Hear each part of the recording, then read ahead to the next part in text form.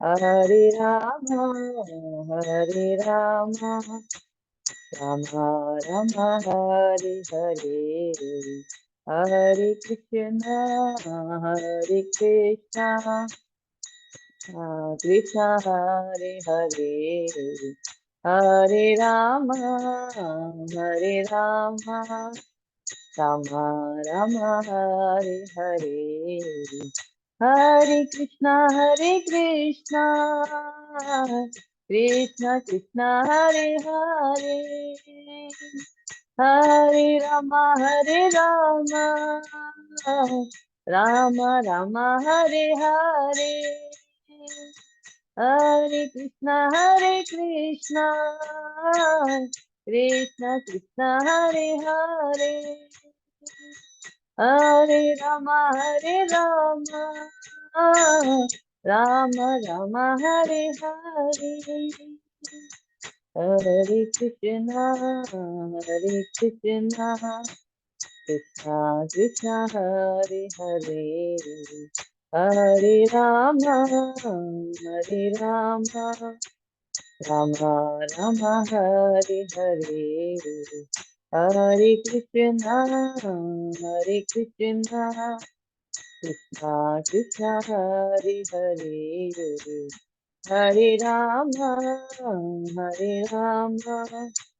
राम राम हरे हरे, हरे कृष्णा कृष्ण कृष्ण हरे हरे, हरे राम राम राम हरे हरे, हरे कृष्णा कृष्ण कृष्ण हरे हरे, हरे राम राम राम हरे हरे, हरे कृष्णा कृष्णा कृष्णा हरे हरे, हरे राम राम राम हरे हरे, जय जय प्रभुपाद प्रभुपाद, जय जय गुरुदेव गुरुदेव, निताय गौर हरि बोल, हरि बोल, हरि बोल, हरि बोल। बोलो हरिनाम संकीर्तन की जय, श्री प्रभुपाद की जय।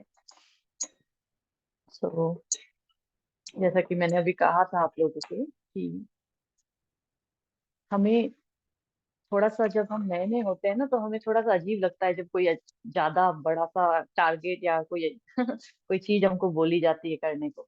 मैं इस चीज को समझ सकती हूँ, लेकिन मैं एक चीज जरूर बता सकती हूँ कि जैसे मेरी तबीयत बहुत खराब थी और मन भी बहुत खराब था आज सुबह से, और बहुत ज्यादा तबीयत खराब थी। तो मुझे ऐसा लग रहा था मैं कुछ भी ना करूं, तो मैंने कुछ नहीं किया था सुबह से।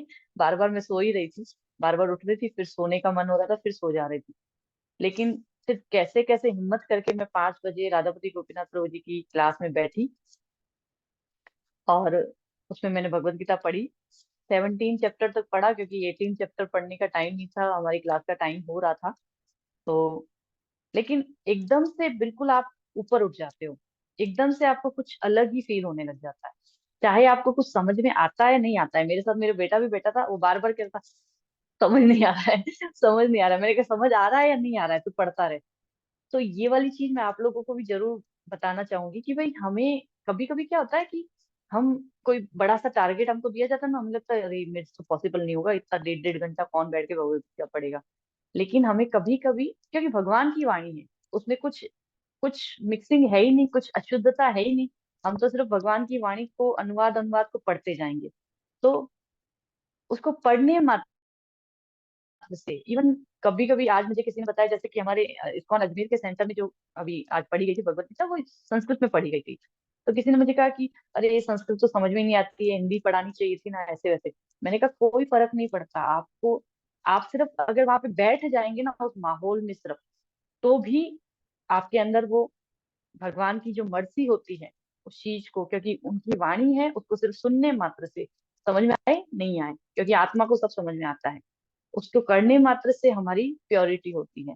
तो इसीलिए आप लोगों से रिक्वेस्ट करूंगी कि जो भी आज कम लोग हैं, पता नहीं आज शायद क्या कारण हुआ इसका, बट हमेशा हमारे पास 30-32 लोग होते हैं क्लास में सैटरडे वाली में।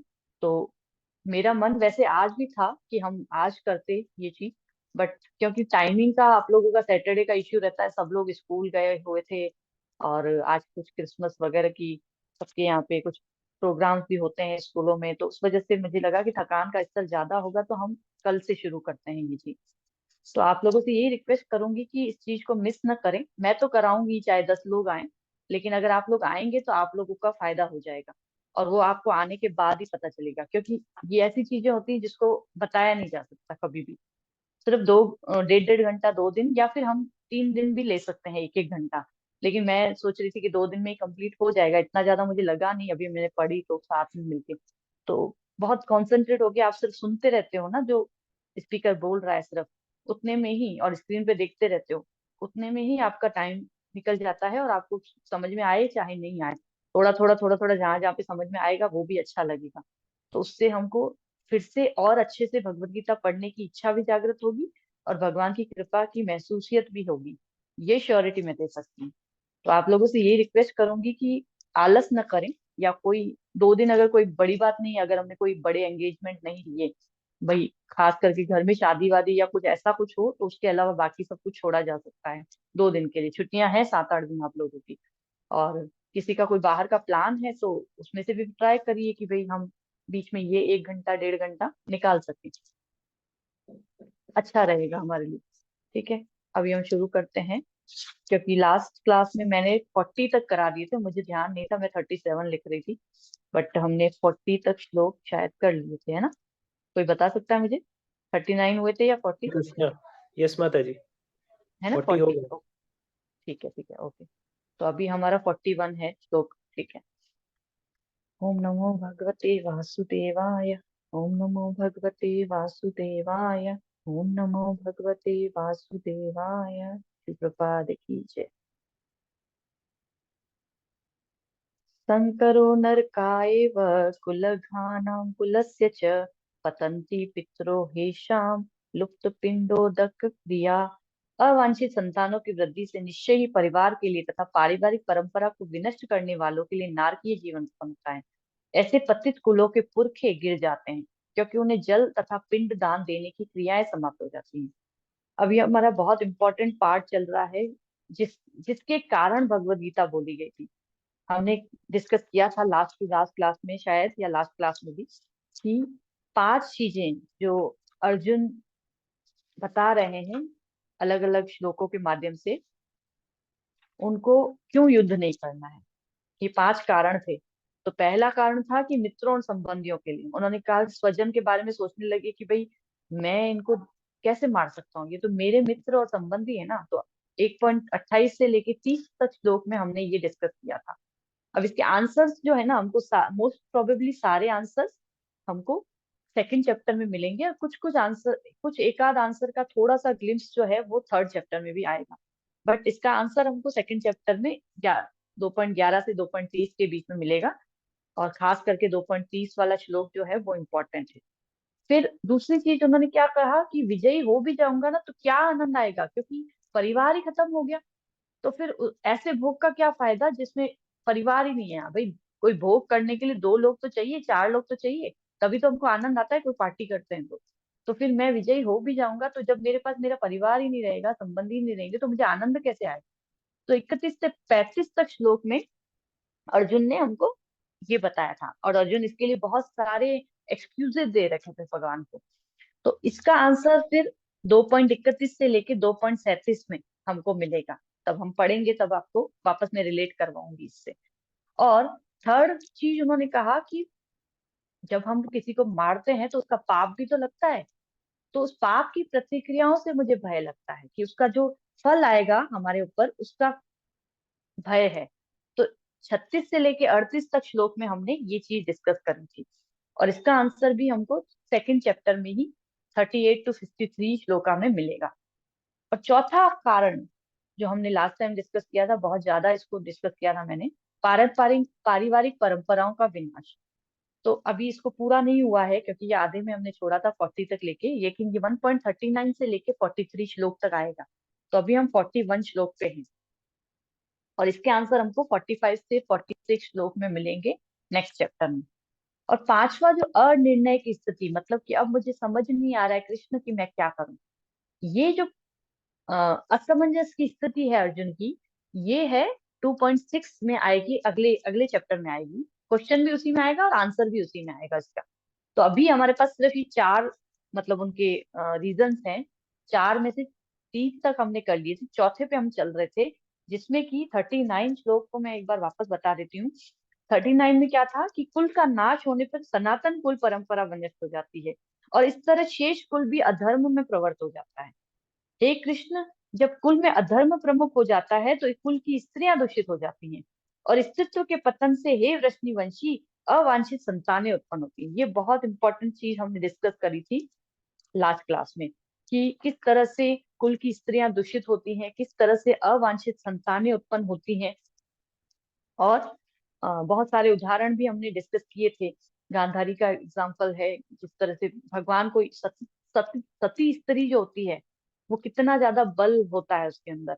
और जब स्त्री जो होती है वो थोड़ी सी सॉफ्ट हार्टेड होती है ना, तो इस कारण से वो जल्दी से किसी के भी बहकावे में आ जाती है।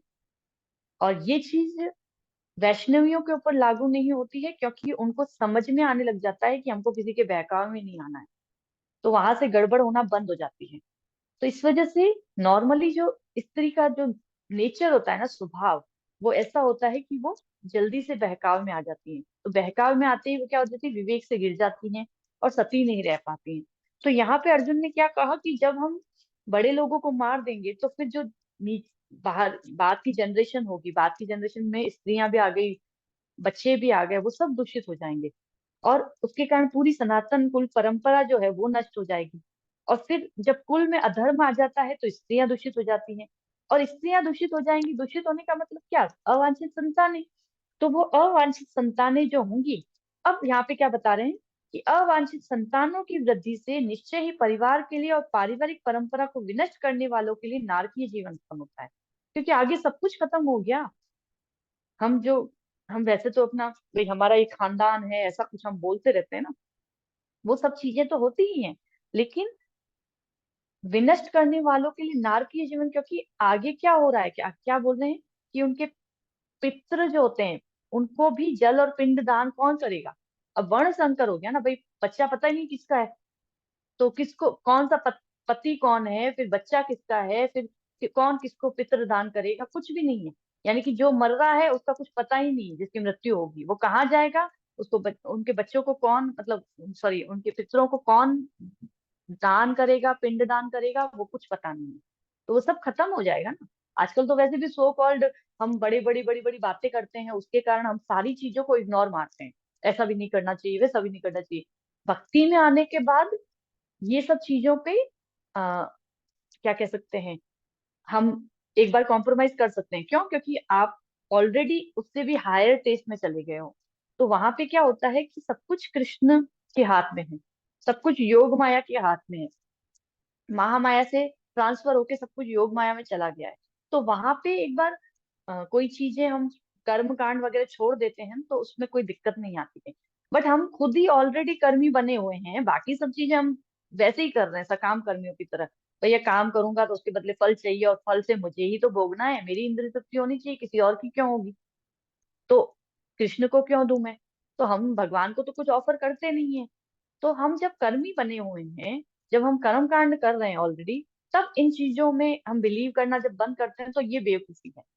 यहाँ पे आजकल हमारे समाज में बीच में ऐसा, अब आजकल तो मोदी जी और थोड़ा सा योगी जी ने आके आके जो थोड़ा बहुत बताया, तो उनको नकल करते हुए बाकी सब लोग हम सनातनी है, हम सनातनी है बोलते रहते हैं। पता नहीं है सनातन का मतलब क्या होता है अभी तक भी किसी को, पर बोलना है सिर्फ।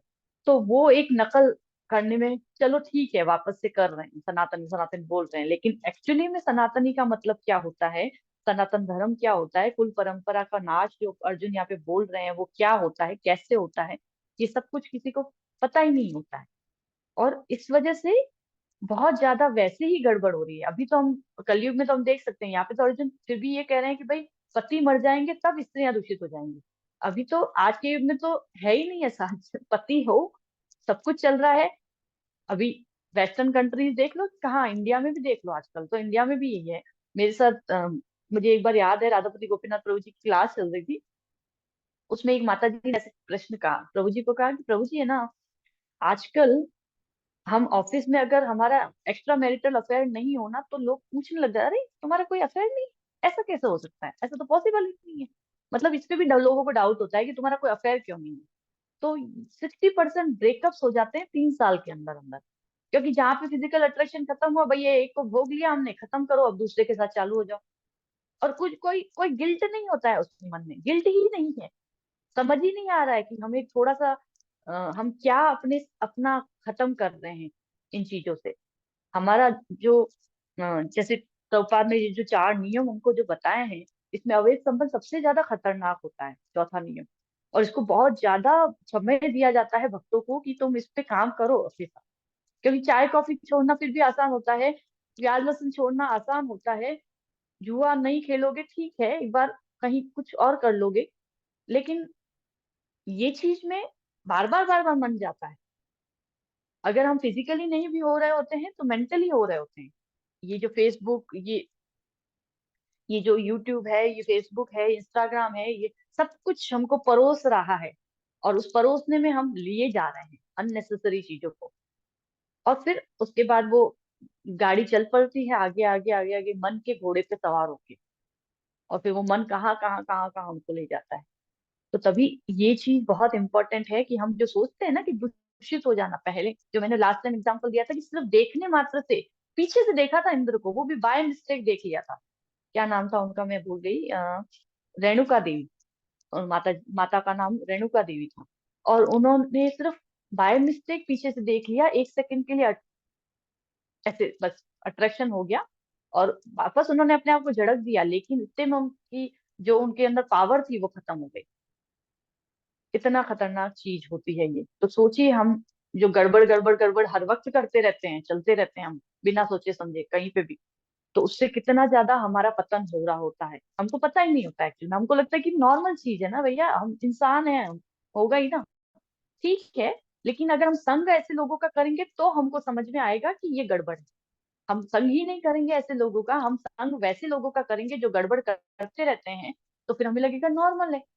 जब हम किसी साधु का संग करते हैं, गुरु के इंस्ट्रक्शन में चलते हैं, तो हमें समझ में आता है कि बहुत गड़बड़ है। तो इसीलिए स्त्रियां दूषित होंगी तो अवांछित संतानें उत्पन्न होंगी। ये जो चीज है ये अ, बताई गई थी। एक स्टोरी आती है, वो इससे रिलेटेड तो नहीं है, थोड़ा सा उसमें कुछ चीजें जो हम कह रहे थे ना, पितरों को जल पिंडदान कौन देगा। तो एक बार आत्मदेव करके एक ऋषि ब्राह्मण थे, और उनकी पत्नी का नाम था धुंधली। वो बहुत ही ज्यादा थोड़ी सी ऐसी थी, झगड़ालू टाइप की औरत होती है ना, उस टाइप की थी। तो उनकी कोई संतान नहीं थी, वो अपने पति को बहुत परेशान करती रहती थी किसी न किसी कारण से। अब आत्मदेव जो है इतने परेशान हो गए थे, एक तो संतान नहीं है, फिर पत्नी भी परेशान करती रहती है, तो वो एक दिन आत्महत्या करने चले गए। आत्महत्या करने गए तो वहां पे उनको एक महात्मा मिल गए। महात्मा ने उनको कहा कि भाई क्या हुआ। तो बोला कि मेरे पास ना तो कोई संतान है, मेरी स्त्री मुझे बहुत परेशान करती है, तो मैं अब जी के करूंगा ही क्या। तो बोला कि मुझे एक पुत्र का वरदान दे सकते हैं तो आप दे दीजिए, क्योंकि मुझे मुक्ति कौन देगा, दोनों तरफ से मैं परेशान हूँ। तो बोला कि वैसे तो ऐसा कुछ नहीं है कि पुत्र से मुक्ति संभव हो, ये ऐसा जरूरी नहीं है। अगर पुत्र सपूत होगा तभी तो पॉसिबल होगा ना। इनडायरेक्टली महात्मा उनको मतलब बता रहे थे। लेकिन आत्मदेव नहीं समझे, उन्होंने कहा कि नहीं नहीं, मुझे तो आप प्लीज मुझे पुत्र का वरदान दीजिए। उन्होंने बोला ठीक है। उन्होंने एक फल दिया, कहा कि अपनी पत्नी को खिला देना। अब पत्नी के पास गए कि भाई तुम ये फल खा लो, इससे हमें पुत्र की प्राप्ति होगी। तो उसने मना कर दिया। लेकिन आत्मदेव ने रिक्वेस्ट करी तो उसने अपने पास वो फल रख लिया। फिर उनकी पत्नी जो थी वो संतान उत्पत्ति करना ही नहीं चाहती थी, कौन इतना झंझट पाले, ये सब कुछ करेगा। तो उन्होंने क्या किया, वो फल है ना गाय को खिला दिया, उनके आंगन में जो गाय थी उसको खिला दिया। और फिर उन्होंने, उनकी बहन जो थी वो भी प्रेग्नेंट थी। तो उन्होंने कहा कि भाई अपन क्या करेंगे, मैं फल खाऊंगी नहीं, लेकिन तेरा बेटा मैं ले लूंगी। अब इस तरह से इनके बीच में डील हो गई थी और उनकी बहन को भी वो बेटा चाहिए नहीं था। तो इस तरह से जो गाय थी उसको जो एक पुत्र हुआ, मतलब आप कहेंगे गाय को पुत्र, हाँ गाय को पुत्र हुआ। और उसका वो शरीर इस तरह से था कि उनके बड़े बड़े कान थे, शरीर तो मनुष्य का ही था वो, लेकिन कान बड़े बड़े थे। तो गौ कर्ण करके, गाय के जैसे कान होते हैं ना वैसे कान थे उस उनके पुत्र के। और इस तरह से वो गौ कर्ण करके उत्पन्न हुआ वहां से, गाय से पुत्र। और दूसरी तरफ उनकी बहन को जो बेटा हुआ उसका नाम था धुंधुकारी। अब ये जो धुंधुकारी था वो बहुत ही ज्यादा असुर प्रवृत्ति का था। और इधर जो गौकर्ण था, क्योंकि वो ऋषि के द्वारा दिया गया था, उनके वरदान से मिला था, तो वो बहुत ही ज्यादा, मतलब ब्राह्मणिकल नेचर जो होता है ना वैसा था। अब इस तरह से आगे बहुत लंबी स्टोरी आती है, इसको मैं शॉर्ट में बता रही हूँ कि धुंधुकारी जो था असुर प्रवृत्ति का था, और इतना ज्यादा, क्योंकि उनकी बहन धुंधली उनको ले आई थी और इस तरह से धुंधुकारी नाम रखा था उसने अपने पुत्र का, लेकिन इतना अधिक असुर प्रवृत्ति का था कि उन्होंने अपने माँ बाप को बहुत परेशान किया, घर से निकाल दिया, वहां पे वेश्याओं को लेके आने लग गया। उसने हर तरह का जो इलीगल काम होता है ना सब किया। तो आत्मदेव की भी मृत्यु हो गई कुछ समय बाद। उसके बाद जो धुंधली थी उनकी माँ थी, उसको भी इसने, अपनी माँ को भी बहुत बुरी तरह से मारा और उसकी उसकी भी मृत्यु हो गई। फिर ये जो धुंधुकारी था इसको भी जो वैश्याएं थी ना उन्होंने ही किसी तरह से इनको मार दिया था, क्योंकि ऑफकोर्स वो किसकी होती है, उनको तो धन चाहिए था। तो इस वजह से जब धन की प्राप्ति हो गई उससे, तो इसको मार के खत्म कर दिया। अब ये धुंधुकारी बाद में फिर एक क्या कहते हैं, भूत बन गया था। और इसके बाद भागवतम में ये स्टोरी आती है कि फिर गौकर्ण ने उसको भागवतम सुना के किसी तरह से उसके लिए यज्ञ किया, फिर उसको भागवतम सुनाई। पहले उसको एक पेड़ के, बांस के उससे बांधा गया था, और फिर भागवतम सुनते सुनते सुनते सुनते उसकी मुक्ति हुई, क्योंकि उसका ध्यान कहीं और नहीं था। उसको पता था कि अब मेरी मुक्ति इसी से संभव है, ये भागवतम सुनूंगा इसी से संभव है। तो ये बहुत बड़ी स्टोरी है, इसको कम से कम हाफ एन आवर लग सकता है सुनाने में, अच्छे से सुनाऊं मैं तो। लेकिन शॉर्ट में ये बताना चाह रही थी कि जो पितरों का जो अपन कहते हैं ना जल और पिंड दान, वो किसी न किसी तरह से, अब जैसे गोकर्ण ने अपने भाई के लिए इस तरह से कार्य किया, भागवतम सुनाई, उसके लिए यज्ञ किया और उसके बाद उसकी मुक्ति हुई। तो पितरों के लिए जरूरी होता है, पर डिपेंड करता है कि अगर एक भक्त है जो हाईएस्ट लेवल पे भक्त बन चुका है तो उसके लिए जरूरी नहीं होता है। बट ऐसा भी नहीं है कि हम इन्हीं कर्म कांडों में, हम भक्ति तो करना शुरू कर चुके हैं लेकिन बहुत ज्यादा कर्म कांडों में जरूरी, ये व्रत भी रखना है, वो व्रत भी रखना है, इधर भी जाना है उधर भी जाना है, ये सब भी गड़बड़ है। तो हमें अपने गाइड के इंस्ट्रक्शन में चलते चलते चीजों को छोड़ते जाना चाहिए। जितना जितना हमारे लिए जरूरी है उतना उतना करें, बाकी छोड़ते जाएं, धीरे धीरे धीरे धीरे करके। इससे क्या होता है कि हमें चीजें समझ में आने लगती। तो खैर, अनवांटेड चिल्ड्रन जो है, अब अनवांटेड चिल्ड्रन की बात करें हम, क्योंकि ये टॉपिक थोड़ा सा क्रूशियल है और इस तरह से है, तो थोड़ा सा इस पे ज्यादा टाइम मैं ले रही हूँ। आज भी गर्भ में बहुत सारे बच्चों को मार दिया जाता है ना, रीजन कोई भी हो। तो इससे कितना ज्यादा कर्म बनता है। हमें कहा जाता है कि भ्रूण हत्या कुछ नहीं है क्योंकि 4 महीने तक तो, ऐसा नहीं है। हमें भागवतम में ये बताया गया है कि जब भ्रूण जाता है ना उसी समय पे समझ लीजिए कि वो एक आत्मा चली गई आपके गर्भ में, और उसके साथ ही उसके कर्म बंधने चालू हो गए हैं। लेकिन हम ये सोचते हैं कि नहीं नहीं नहीं नहीं, 4 महीने तक जब तक दिख नहीं रहा है तब तक समझ में नहीं आ रहा है, तो हो सकता है कुछ भी कर लो उसका। नहीं, लेकिन आपने हत्या करी थी गर्भ में, एक जीव की हत्या करी। वैसे तो हम गायों गायों की हत्या भी आसानी से कर लेते हैं, वैसे तो हम बहुत सारी चीजें, ऐसे कुत्ते को नहीं मारना चाहिए, ये नहीं करना चाहिए, वो नहीं करना चाहिए, बड़ी बड़ी बातें करते रहते हैं। लेकिन हम कहाँ पे किस चीज को ज्यादा एप्लीकेबल होना चाहिए वो चीज समझ ही नहीं पाते हैं। अजीब अजीब सी चीजें हो गई ना, तो कुछ किस कौन किस किस चीज में जाके फंस जाता है, वहां से उसको निकालना बहुत मुश्किल हो सकता है।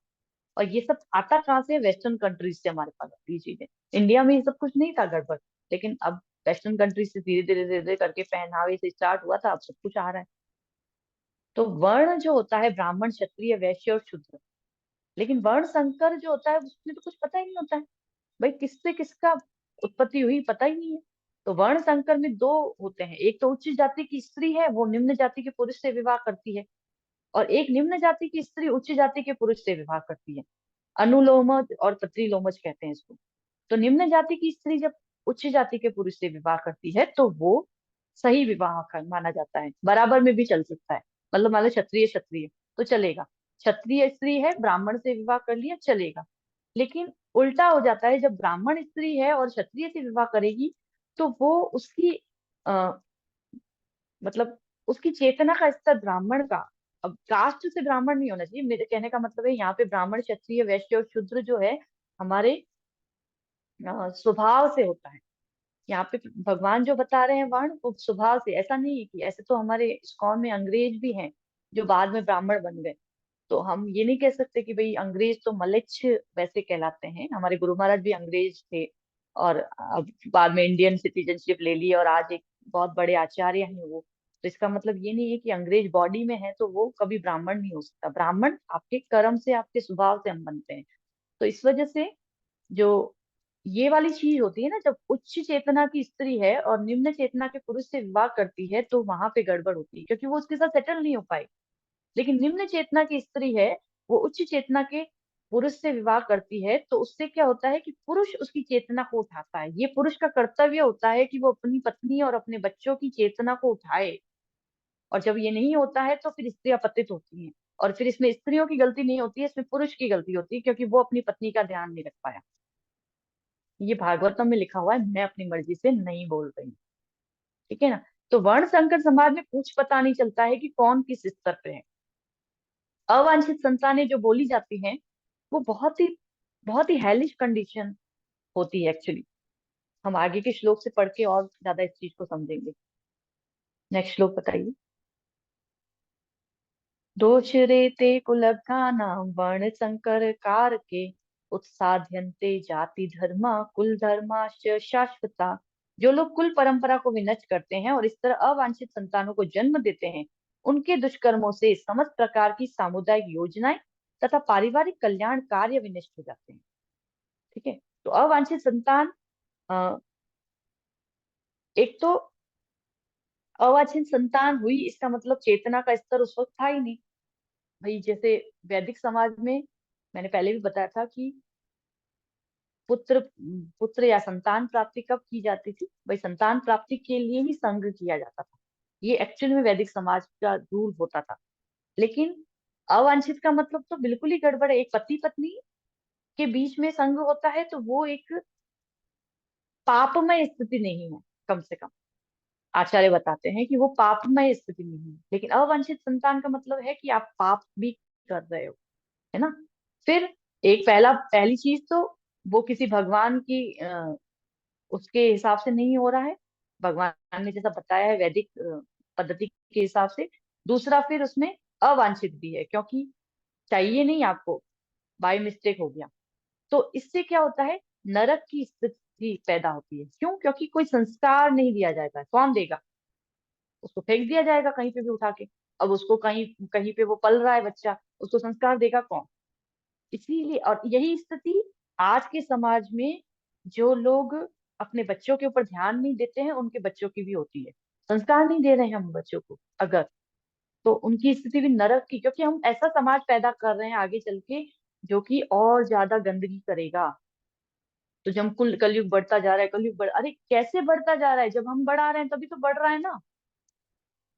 हम अगर अपने घर में रोज एक पर्टिकुलर हमारा मॉर्निंग प्रोग्राम होता है या हम चैंटिंग कर रहे होते हैं, हम भागवतम पढ़ रहे होते हैं, तो हमारे बच्चे हमको देख देख के वैसे ही करेंगे। फिर उसके बाद धीरे धीरे करके उनके अंदर वो चीज ऑटोमेटिक आएगी। अब जैसे आज मैंने अपने बेटे को कुछ बोला नहीं कि तुझे भगवत गीता पढ़नी है पूरी, उसको एकदम से अपने अंदर से ही आया कि मुझे भगवत गीता, बस उसने कहा कि इंग्लिश वाली, मैंने कहा इंग्लिश वाली राधा वो करवा रहे हैं, चलो बैठ जाओ। तो उसके लिए इजी हो गया वो चीज करना। तो आज प्रभुपाद इतना ज्यादा अच्छा कुछ देके गए हैं कि किसी को कोई प्रॉब्लम ही नहीं। संस्कृत पढ़नी है संस्कृत में पढ़ लो, हिंदी में पढ़नी है हिंदी में पढ़ लो, इंग्लिश में पढ़नी है इंग्लिश में पढ़ लो। लेकिन देख के सबके लिए गए हैं। करा लो किसी से भी, कैसे भी करा लो। तो इतनी ज्यादा ये जो चीज है ये आपको जब देखते हैं बच्चे तो वो करेंगे। अलग से संस्कार देने की जरूरत नहीं पड़ती है। फिर बार बार बीच बीच में देखते रहना पड़ता है कि हाँ ठीक चल रहा है मामला, ठीक चल रहा है, ठीक है आगे चलते रहो। बहुत ज्यादा प्रेशराइज भी नहीं करना होता है। ऐसा नहीं है कि डंडे मार मार के बच्चों से भक्ति कराई जाएगी, नहीं, ये नहीं, कभी भी नहीं सिखाया जाता है। इससे क्या होता है, बच्चे आपके प्रतिकूल हो जाएंगे, उल्टा वो भी नहीं करना है। लेकिन उनको इस तरह से कल्टीवेट करना होता है कि वो अपनी मर्जी से करने लगे। उससे क्या होगा कि वो खुद करेंगे ना, तो वो अपने आने वाले जनरेशन को भी वही चीज देंगे, अपने आसपास वाले को भी वही चीज देंगे। उनको अलग से कोई प्रयास करने की जरूरत नहीं पड़ेगी, वो ऑटोमेटिक दे रहे होंगे, किसी को उसको बताने की जरूरत नहीं पड़ेगी। लेकिन जब नरक की स्थिति होगी, अवांछित संतानें उत्पन्न होंगी, उनको कोई संस्कार नहीं मिलेगा, तो आसुरी प्रवृत्ति के लोग ज्यादा पैदा होंगे। ये चीज फिर उससे क्या होगा, उनके दुष्कर्मों से समस्त प्रकार की सामुदायिक योजनाएं और पारिवारिक कल्याण कार्य विनष्ट हो जाते हैं, फिर सब कुछ खत्म। आगे चलेगा क्या, जैसे कि प्रभुपाद यहाँ पे बता रहे हैं कि समाज के अनुत्तरदायी नायकों द्वारा सनातन धर्म परंपरा के विखंडन से उस समाज में अव्यवस्था फैलती है। फलस्वरूप लोग जीवन के उद्देश्य विष्णु को भूल जाते हैं। ऐसे नायक अंधे कहलाते हैं, और जो लोग इनका अनुगमन करते हैं वे निश्चय ही कुव्यवस्था की घोर अग्रसर होते हैं, की ओर अग्रसर होते हैं, सॉरी। तो वो गड़बड़ करेंगे फिर आगे। तो सतयुग में जैसे हिरण्यकशिपु और हिरण्याक्ष होते थे, पर आज हर हॉस्पिटल में हम ये नहीं कह सकते कि ये आसुरी प्रवृत्ति का होगा या नहीं होगा। एक ही इंसान के अंदर असुर भी है और देवता भी है, बट वो एलिमेंट कितना किसका ज्यादा है उस पर डिपेंड करेगा ये चीज। ठीक है। तो जब कुल पतित हो जाता है तो उनके पितरों पर भी कष्ट आता है। भूत प्रेत का शरीर प्राप्त करना, ये इस तरह की जो चीजें होती हैं, जो हमने अभी डिस्कस किया आत्मदेव और कुंडली में, तो एक खतरनाक चीज होती है ये। क्यों? क्योंकि आपके पास शरीर नहीं है, लेकिन आपकी इच्छाएं पूरी नहीं हुई हैं, फिर आप किसी और के शरीर की मांग करते हो। इसीलिए लोगों को कष्ट होता है फिर उससे, क्योंकि उसको तो चाहिए शरीर, क्योंकि उसको शरीर मिल नहीं सकता। अब आत्महत्या कर ली किसी ने, तो उसको उसको मरना था 5 साल बाद, लेकिन वो 5 साल पहले मर गया। अब 5 साल तक कहाँ जाएगा, क्योंकि शरीर तो भगवान ने 5 साल के बाद डिसाइड कर रखा है उसका, उसके कर्मों के अनुसार। बट उसने 5 साल पहले आत्महत्या कर ली, तो 5 साल तक वो घूमता रहेगा बंदा। बहुत ही खतरनाक चीज है ये भी। तो इसलिए हमें बार बार इन चीजों पे फोकस करना होता है, देखना होता है। अब पुत्र, पुत्र मतलब पू नामक नरक से पितरों का मोक्ष कराने वाला। तो भक्त जो होता है उसके लिए, जैसे मैंने बताया, श्राद्ध करना जरूरी नहीं होता। क्यों? क्योंकि वो कृष्ण को समर्पित है। तो नारद मुनि कहते हैं कि यदि कोई कृष्ण को पूर्ण रूप से समर्पित होता है तो वो अन्य सभी प्रकार के अनुष्ठानों से मुक्त हो जाता है। अन्यथा हमारे ऊपर 6 प्रकार के ऋण होते हैं। कौन कौन से ऋण होते हैं हमारे ऊपर? देवताओं के लिए ऋण होता है, क्योंकि देवताओं से हमें सब कुछ मिलता है। ऋषियों, जो हमारे आसपास ऋषि मुनि जो यज्ञ वगैरह करते हैं ना, उसके कारण ऋषियों का ऋण हमारे ऊपर होता है, क्योंकि उसके कारण ही ये सारी व्यवस्था अच्छे से चल रही होती है प्रकृति की। समाज का ऋण होता है, क्योंकि जो भी फैसिलिटीज हमको मिली है समाज के द्वारा, तो समाज का ऋण भी होता है। हर जीव के साथ हमारा कोई ना कोई संबंध होता है, उसका ऋण होता है। पितरों का ऋण होता है, और संबंधियों का ऋण भी होता है, क्योंकि हम इन सबसे कुछ ना कुछ बेनिफिट प्राप्त करते हैं। लेकिन जो भक्त बन जाता है वह इन 6 प्रकार के कर्तव्यों से भी मुक्त हो जाता है। लेकिन भक्त बनना पड़ता है पहले, हम अपने आप को अभी से भक्त ना समझ लें। भक्त होता है उसी के लिए ये चीज है एप्लीकेबल। लेकिन शुरुआत हो जाती है तो धीरे धीरे करके हमको गाइडेंस में करते जाना चाहिए। अब एक चीज बहुत इंपॉर्टेंट है, एक होता है जाति धर्म और एक होता है कुल धर्म। आगे आएगा, जो लोग कुल धर्म का विनाश करते हैं वे सदैव नरक में वास करते हैं, ये शब्द। तो कुल धर्म क्या होता है और जाति धर्म क्या होता है, कि जैसे कि अ, परिवार के जो सिद्धांत होते हैं ना, किसी परिवार के, तो वो कुल धर्म होता है। और जाति धर्म का मतलब क्या होता है? ब्राह्मण क्षत्रिय वैश्य शूद्र, उनके जो सिद्धांत होते हैं कि भाई क्षत्रिय जो होता है उसको बहुत ही ज्यादा बोल्ड होना होता है, वो ऐसे डरपोक नहीं होता है, कायर नहीं होता है, ये सारे सिद्धांत। तो लेकिन 4 वर्ण और 4 आश्रम जो होते हैं, इनमें अगर जाति धर्म और कुल धर्म मिक्स हो जाता है, जाति का मिश्रण, सॉरी, जाति का मिश्रण हो जाता है, तो फिर क्या होता है? उससे दोष उत्पन्न होता है। और उससे भी मुझे लग रहा है कि ये थोड़ी सी चीज टफ लगेगी आप लोगों को, इसलिए मैं इसमें डिटेल में नहीं जा रही। तो एक्चुअली में क्या है कि इससे भी आ, बहुत सारी चीजें कॉम्प्लिकेटेड हो जाती हैं आगे चलते चलते। जैसे कि मान लीजिए कि कुछ पीढ़ी पहले दादा और परदादा ने कोई धर्म बनाया था, तो वो जाति धर्म बन जाए मतलब ऐसे कि हमारी जाति में तो, हमारी हमारे समाज में तो, हमारे कुल में तो ऐसा ही होता है ना।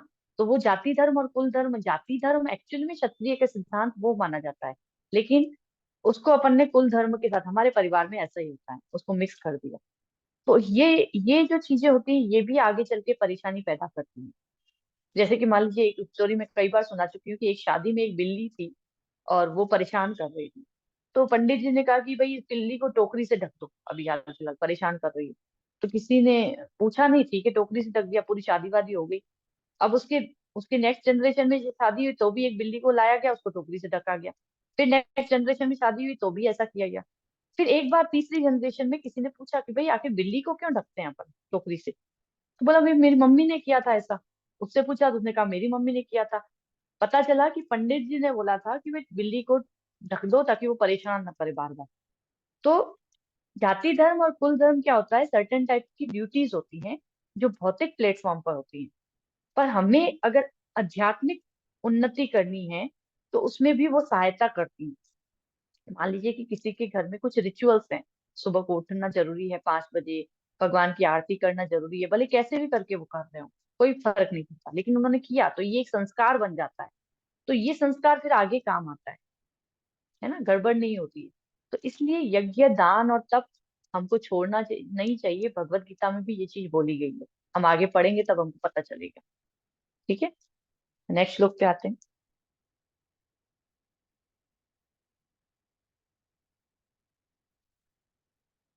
उत्सन्न कुल धर्माणाम मनुष्याणाम जनार्दन नरके नियतम वासो भवतीत्यनु शुश्रुम।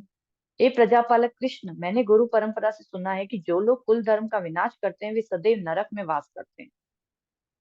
तो कोई कुल धर्म जो अभी हमने बात करी थी, उसको देखते हुए हम अगर सोचें कि किसी जानवर के लिए अगर हम सोचें तो उसके लिए कोई धर्म नहीं था, लेकिन मनुष्य के लिए वर्णाश्रम धर्म होता है।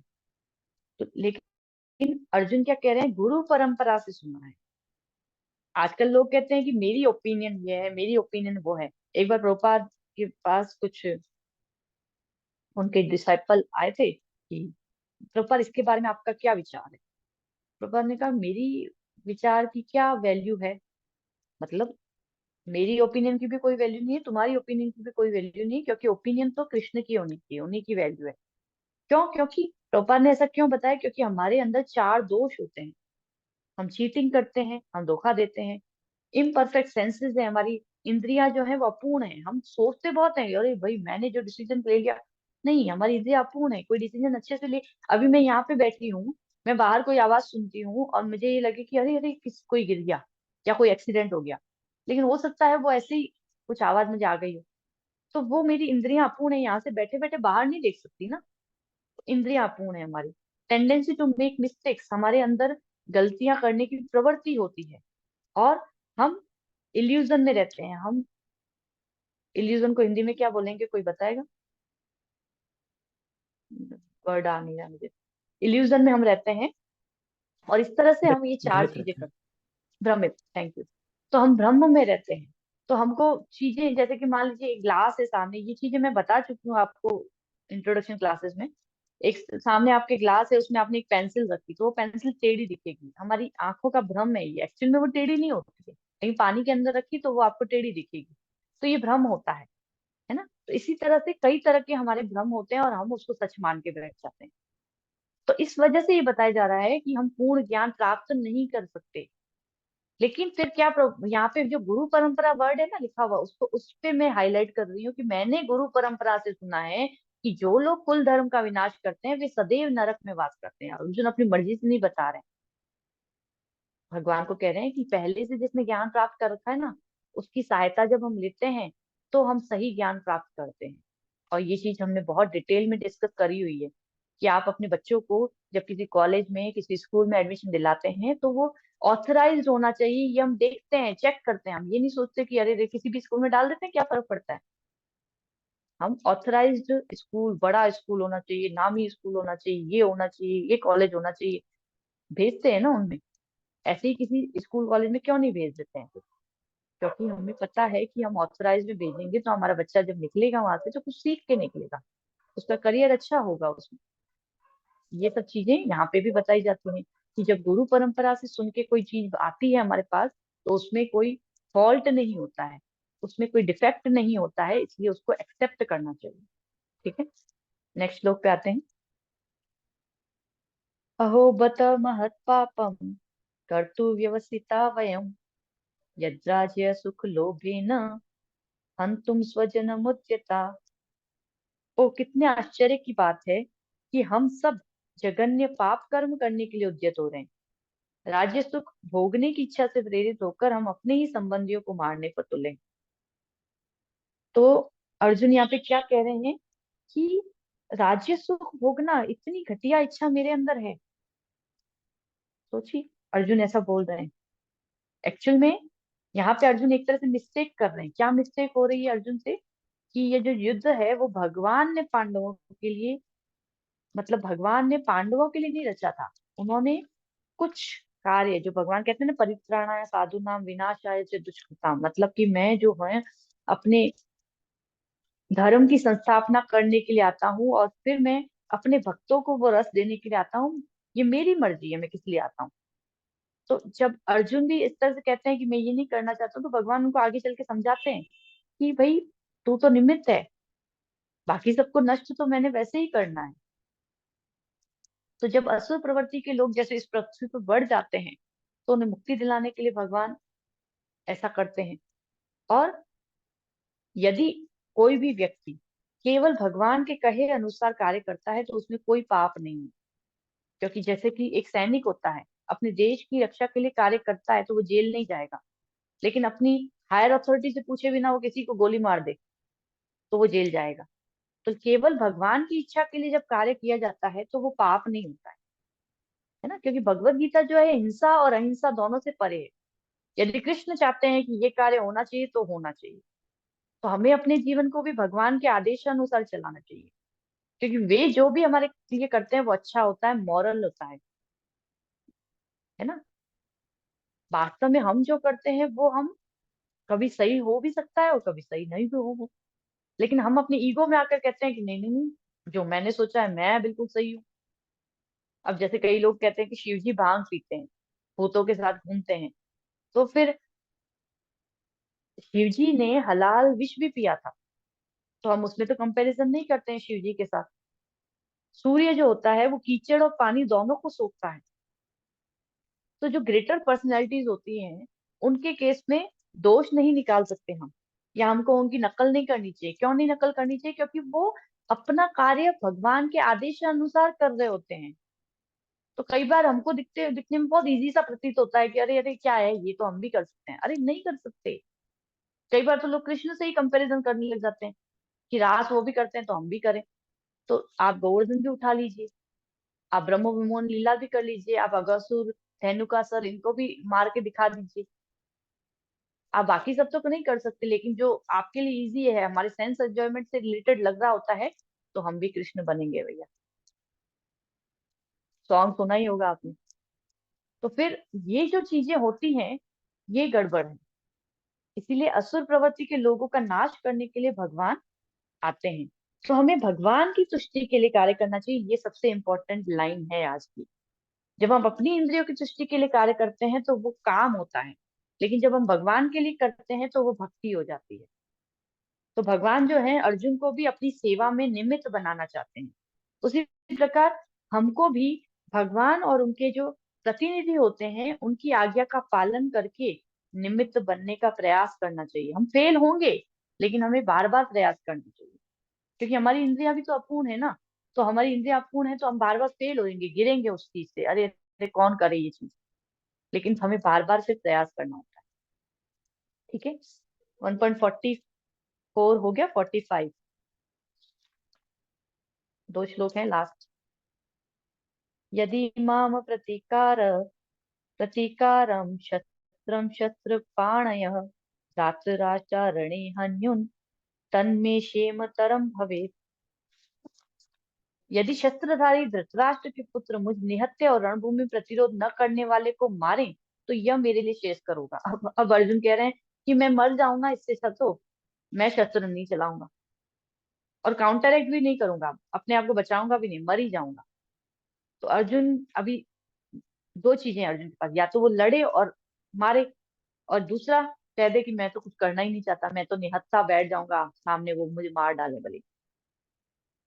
ये जो चीज है ये भगवान यहाँ पे प्रभुपाद कह रहे हैं, इन सब लक्षणों का कारण उसकी दयाद्रता है, जो भगवान के महान भक्त होने के कारण उत्पन्न हुई। शत्रु भले किसी तरह से कर दे। अब जैसे हम अभी इस भौतिक जगत में देखें या फिर पहले के भी एग्जाम्पल कुछ देखें, जैसे औरंगजेब थे, तो औरंगजेब ने अपने पिता और भाई को मारा सिंहासन के लिए। कई लोग धन के लिए, भूमि के लिए, सिंहासन के लिए अपनों को ही मार डालते हैं, लेकिन अर्जुन ऐसा नहीं करना चाहता है। लेकिन प्रॉब्लम यह है कि अर्जुन नहीं करना भी चाहता है, लेकिन भगवान जो है वो अर्जुन से कराना चाहते हैं। क्यों? क्योंकि विपक्षी दल तो युद्ध करने के लिए आतुर बैठा है, तो भगवान चाहते हैं कि उनको सजा मिले और उस तरह से उनका मुक्ति भी हो जाए, दोनों काम एक साथ। ये जो है, इस चीज को समझना पड़ेगा अर्जुन के परिप्रेक्ष्य से भी और भगवान के विचार से भी। लास्ट श्लोक पे आ जाते हैं। संजय उवाच एव मुक्ता अर्जुन संख्येम रथोपस्थ उपाविशत् विसृज्य सशरम चापम शोक संविघ्न मानस। संजय ने कहा, युद्ध भूमि में इस प्रकार कहकर अर्जुन ने अपना धनुष तथा बाण एक और रख दिया और शोक संतप्त चित्त से रथ के आसन पर बैठ गया।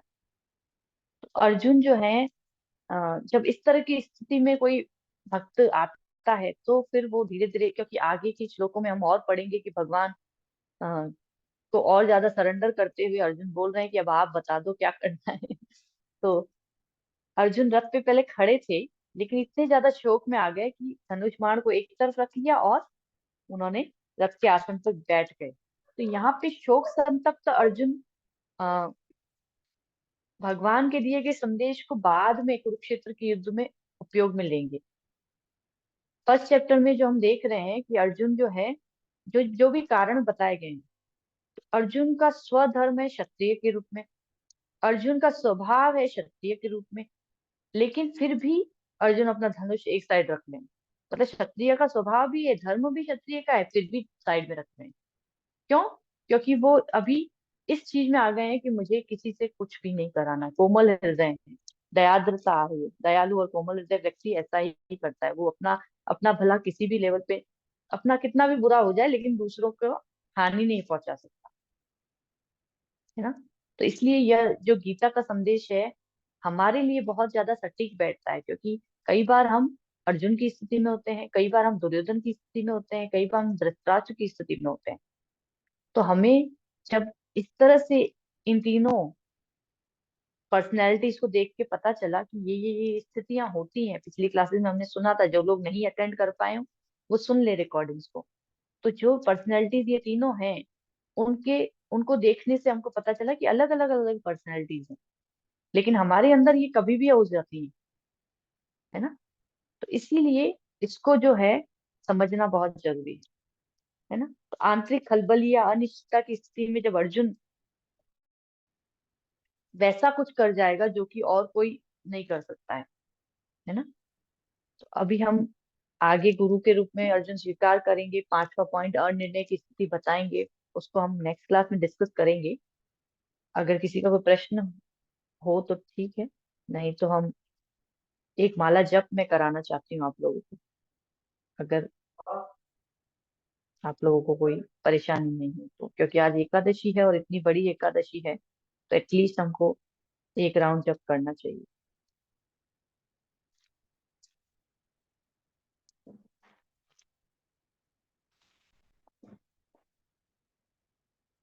एक सेकंड का हाँ, मेरे पास माला है, ठीक है ठीक है। तो जिन लोगों के पास चैंटिंग बीट्स नहीं है, वो साथ साथ में बोल सकते हैं। बहुत बड़ी एकादशी है आज के दिन, हमें कम से कम, वैसे तो मैंने सोचा था मैं 2 राउंड या 3 राउंड करा दूंगी, बट क्लास में ही टाइम लग गया। तो एक राउंड का टाइम तो हमारे पास है, 7-8 मिनट लगेंगे हमको। आप लोग मेरे साथ साथ बोल सकते हैं एटलीस्ट, जिन्होंने अभी तक एक भी राउंड नहीं किया हो सुबह से तो। और जिनके पास बीच बैग है वो तो अपनी अपनी बीच पे करेंगी। जय श्री कृष्ण चैतन्य प्रभु नित्यानंद, श्री अद्वैत गदाधर श्रीवासादि गौर भक्तवृंद। हरे कृष्ण कृष्ण कृष्ण हरे हरे, हरे राम राम राम हरे हरे। हरे कृष्ण कृष्ण कृष्ण हरे राम राम हरे हरे। हरे कृष्ण कृष्ण कृष्ण हरे राम राम राम हरे हरे। हरे कृष्ण कृष्ण कृष्ण हरे राम राम राम हरे हरे। हरे कृष्ण कृष्ण कृष्ण हरे हरे, हरे राम राम राम हरे हरे, हरे कृष्ण कृष्ण हरे हरे, हरे राम राम हरे हरे, हरे कृष्ण कृष्ण कृष्ण हरे हरे, हरे राम राम राम हरे हरे, हरे कृष्ण